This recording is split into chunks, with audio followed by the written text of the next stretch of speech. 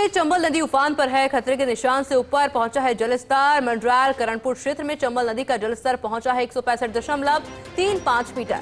खतरे के निशान से 165 मीटर से 40 सेंटीमीटर ऊपर बह रही है चंबल नदी। हालांकि अब केंद्रीय जल आयोग चंबल मंडल के पूर्वानुमान से मिल रही राहत की खबर। चंबल मंडल की सूचना के अनुसार रात 11 बजे तक जलस्तर 165.40 मीटर होने से फिर स्थिर रहने की संभावना है। कलेक्टर नीलाभ सक्सेना रखे हुए हैं स्थिति पर नजर। चंबल नदी तटीय ग्रामीणों से सुरक्षित स्थान पर जाने सचेत रहने की अपील की गई है। मंडरायल करणपुर क्षेत्र के अधिकारी भी अलर्ट मोड पर हैं। गत 30 जुलाई को चंबल नदी का जलस्तर पहुंचा था 167.40 मीटर। चंबल नदी का उच्चतम जलस्तर अगस्त 2022 में था 170.05 मीटर। करौली जिले में चंबल नदी उफान पर है और खतरे के निशान से ऊपर बह रही है। मेरे साथ सहयोगी मनोज जुड़ गए हैं। मनोज, क्या अपडेट अभी और? जी बिल्कुल, बताना चाहूंगा मंडरायल में चंबल नदी उफान पर है और इसका जलस्तर खतरे के निशान से 40 सेंटीमीटर ऊपर पहुंचा है। मंडरायल का जो चंबल नदी का खतरे का निशान है वो 165 मीटर है, जबकि वर्तमान में चंबल नदी 165.40 मीटर पर बह रही है। यह स्थिति क्षेत्र के लिए काफी परेशानी पैदा करने वाली है, क्योंकि मंडरायल करणपुर क्षेत्र में जब चंबल नदी उफान पर होती है और डेंजर लेवल से ऊपर जाती है तो करीब 1 दर्जन गांव पानी में घिर जाते हैं, जल भराव होता है और उनको रेस्क्यू करना पड़ता है। यह स्थिति गत 30 जुलाई को आई थी, जब जल स्तर 167.40 मीटर तक पहुंच गया था, जिसके बाद में करीब 1 दर्जन गांवों से ग्रामीणों को रेस्क्यू किया गया था। साथ ही उनकी मदद के लिए SDRF team, civil defence team भी मौके पर पहुंची थी। आज चंबल नदी में उफान आने की स्थिति में कलेक्टर नीलाभ सक्सेना, एसपी लोकेश सोनवाल अधिकारियों के साथ चंबल नदी पुल पर और क्षेत्र के गांवों में पहुंचे, जहां उन्होंने ग्रामीणों से समझाइश की, साथ ही उनको रेस्क्यू के लिए तैयार रहने और पूरी तरह सावधानी बरतने की अपील भी की गई। हालांकि अब जो केंद्रीय जल आयोग है चंबल मंडल है, उससे राहत की खबर यह मिल रही है कि उन्होंने 11 बजे तक चंबल का जलस्तर 165.40 मीटर होने की संभावना जताई है और इसके बाद में स्थिर रहने की संभावना जताई है। माना जा रहा है कि यदि चंबल नदी का जलस्तर स्थिर रहता है तो यह राहत की खबर हो सकती है, लेकिन यदि जलस्तर ऊपर जाता है तो निश्चित रूप से ग्रामीणों को रेस्क्यू करना पड़ेगा। इसके लिए एसडीआरएफ की 2 टीमें मंडरायल और करणपुर में तैनात कर दी गई हैं और क्षेत्र के पुलिस प्रशासनिक अधिकारी भी अलर्ट मोड पर हैं। बिल्कुल मनोज, बहुत शुक्रिया आपकी तमाम जानकारी के लिए। टोंक में बीते 24 घंटों के दौरान हुई भारी बारिश के चलते चारों तरफ पानी ही पानी नजर आ रहा है। भारी बारिश के चलते टोंक में एक तरफ जहां सड़कें और खेत दरिया बने हुए हैं, तो वहीं दूसरी तरफ व्यापारी भी बारिश के चलते नुकसान उठा रहे हैं। टोंक में बारिश के बाद रिको इंडस्ट्रीज एरिया में भारी नुकसान हुआ है, जहां तेल मिल समेत इस आसपास की फैक्ट्री में पानी भरने से करोड़ों रुपए का नुकसान हुआ है। तेल मिल के सरसों के तेल के टैंक पानी में भर गया है, ऐसे में सरसों भीग गई है और मशीनरी पानी में डूब गई है। व्यापारियों को जानकारी मिलते ही फैक्ट्री पहुंचे और हालात देखकर जबरदस्त नाराजगी जताई गई। मैं महावीर इंडस्ट्रीज है, ये रिको इंडस्ट्री एरिया में है। मेरा नाम पंकज जैन है। रात को करीबन मेरे पास फैक्ट्री से 3:30 बजे फ़ोन आया कि भाई साहब पानी रोड से काफ़ी मात्रा के अंदर अपने फैक्ट्री में पानी घुस गया और सारी टंकियों में, सारे पूरे प्लांट के अंदर काफ़ी मात्रा में नुकसान हो गया। तो फिर मैं वहाँ से घर से रात को फैक्ट्री आया, तो फैक्ट्री आके देखा तो बहुत नुकसान हो गया। ये कल से बारिश है वो लगातार जारी है और जो मौसम विभाग का जो चेतावनी तंत्र है उसके तहत भी येलो से लेके ऑरेंज जो अलर्ट है वो यहाँ पे टोंक में दिया गया है। और जो कल आज रात से ही लगभग 1-1.5 बजे से लगातार बारिश हो रही है। लगभग 140 mm बारिश सुबह 6 बजे तक हो चुकी है। अभी भी मौसम बना हो तो शहर के कुछ हिस्सों में पानी जल भराव की समस्या है, तो हमारी नगर परिषद की टीम लगातार घूम रही है। मैं भी घूम रहा हूँ। जिला कलेक्टर बोधम ने भी अभी ब्रज विहार के एरिया में विजिट किया था। सीकर में पिछले 2 दिन से बारिश का दौर जारी है। रिंगस उपखंड मुख्यालय में अब तक 95 mm बारिश दर्ज की गई है। निचले इलाकों में जलभराव से स्कूली बच्चों और राहगीरों को परेशानी हुई। बीकानेर बस स्टैंड, मिल तिराहा, स्टेशन बाजार सहित कई क्षेत्रों में पानी भर गया है।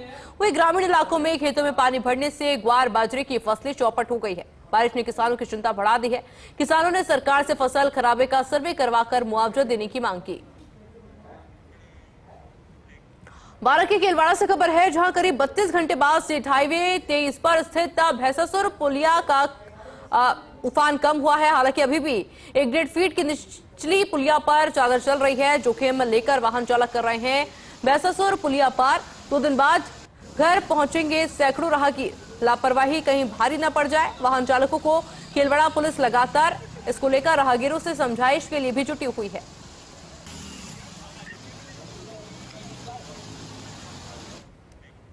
टोंक के उनियारा में भारी बारिश के बाद में हालात बिगड़ गए हैं। डाबला और शहादत नगर में पानी में फंसे लोगों के रेस्क्यू के लिए कलेक्टर कल्पना अग्रवाल और एसपी राजेश मीणा मौके पर पहुंचे, जहां उन्होंने डाबला और शहादत नगर में चल रहे रेस्क्यू ऑपरेशन का जायजा लिया। प्रशासन ने जलमग्न क्षेत्र में फंसे लोगों को निकालकर सुरक्षित स्थानों पर पहुंचाया। डाबला गांव से 14 और शहादत नगर से 3 लोगों को सुरक्षित निकाला गया है। कुड़िया गांव में एक ही परिवार के 5 लोग पानी में फंसे हैं, जिन्हें निकालने के लिए एसडीआरएफ की टीम भेजी गई है। इससे पहले वनस्थली गांव में 40 घरों के लोगों को सुरक्षित स्थानों पर पहुंचाया गया है। एरिया तो ऐसा है जिसमें कि 3-3, 4-4, 5-5 फुट तक पानी भरा हुआ है। तो जो पानी भराव का जो क्षेत्र है उसमें प्रभावित लोगों को बाहर निकाल लिया गया है। हमारी सिविल डिफेंस की टीम, हमारे प्रशासन, पुलिस, सब लोग यहाँ पे लगे हुए हैं। लोगों को बाहर निकाल के टेम्पररी व्यवस्था बाहर की गई है। सीकर से खबर है, अजीतगढ़ शहर सहित आसपास में मूसलाधार बारिश हो रही है। इलाकों में सुबह से ही इंद्रदेव रहे मेहरबान। अजीतगढ़ में 32 mm दर्ज की गई है बारिश। तेज बारिश से निचले इलाकों में पानी भर चुका है। शहर में चारों ओर सड़कों पर पानी ही पानी हो गया है। नगर पालिका का ड्रेनेज सिस्टम फेल हुआ है। आज हुई बारिश को देखकर किसानों के चेहरे खिले हैं। बारिश के बाद मौसम खुशनुमा हो चुका है। बारिश के बाद तापमान में भी गिरावट देखने को मिल रही है। बूंदी के इंद्रगढ़ से खबर है, जहां बाबई पुलिया से उतरा पानी। पुलिया क्षतिग्रस्त हुई है। लगातार बरसात के चलते पुलिया पर आ गया था 15 फीट पानी। अब 2 फीट चल रहा है पुलिया पर पानी उतार के साथ ही पुलिया दिखने लगी है पूरे तरीके से क्षतिग्रस्त। लालसोट कोटा मेगा हाईवे पर 2 पुलिया क्षतिग्रस्त हुई है। हाईवे पर फिलहाल आवागमन पूरी तरीके से बाधित है। बरसात के बाद मेगा हाईवे के हालात बिगड़ गए हैं। ऐसे में इंद्रगढ़ क्षेत्र के बाबई क्षेत्र का यह मामला सामने आया। 12 में भारी बारिश से जलभराव की स्थिति बनी हुई है। कलेक्टर ने किया प्रभावित क्षेत्रों का दौरा। एसडीआरएफ और मेडिकल टीम अलर्ट मोड पर है। कलेक्टर ने अधिकारियों को जल निकासी के तुरंत प्रबंध करने के निर्देश दिए हैं और साथ ही प्रभावित परिवारों को आवश्यक सहायता पहुंचाने को भी कहा है। निरीक्षण के दौरान नगर परिषद और अन्य विभागों के अधिकारी मौजूद रहे।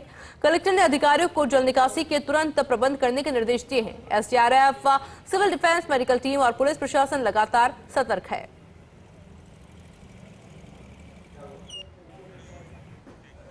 मालूं के बाड़ी में बाढ़ के बीच टापू पर फंसे 162 लोगों को सेना और एनडीआरएफ ने संयुक्त ऑपरेशन चलाकर सुरक्षित बाहर निकाला। जिला कलेक्टर अक्षय गोदारा और एसपी राजेंद्र मीणा खुद मौके पर मौजूद रहे और घंटों तक चले इस रेस्क्यू ऑपरेशन की निगरानी की।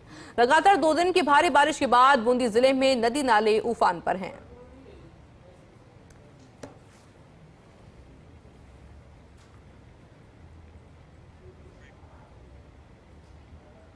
अभी पिछले 2 दिन में नैनवा, केशरवाड़, पाटन, रायथल ब्लॉक है, इसमें बहुत ज़्यादा बारिश हुई है। और नैनवा में कल 24 घंटे के भीतर 500 mm से ज़्यादा बारिश हुई है, जो अपने आप में एक बहुत बड़ा गंभीर स्थिति पैदा हुई है जिससे। और जगह जगह गाँव में जलभराव, रास्ते भी कट हो चुके हैं। तो इस ऐसी स्थिति में अभी हमारे द्वारा रेस्क्यू ऑपरेशन और जारी है। आर्मी की भी ऑलरेडी आ चुकी है, वो भी अपनी जगह कार्रवाई रेस्क्यू ऑपरेशन जारी कर रहे हैं। भीलवाड़ा की कोटड़ी से खबर है, जहां शमशान में टीन शेड नहीं होने से दाह संस्कार में परेशानी आई। क्षेत्र में 2 दिन से चल रहा बारिश का दौर। रासेट में पूर्व सरपंच की पत्नी का निधन हुआ। अंतिम संस्कार करने के दौरान लोगों को परेशानी हुई। टेंट के पाइप लगाकर लोहे की चादर डालकर करना पड़ा अंतिम संस्कार।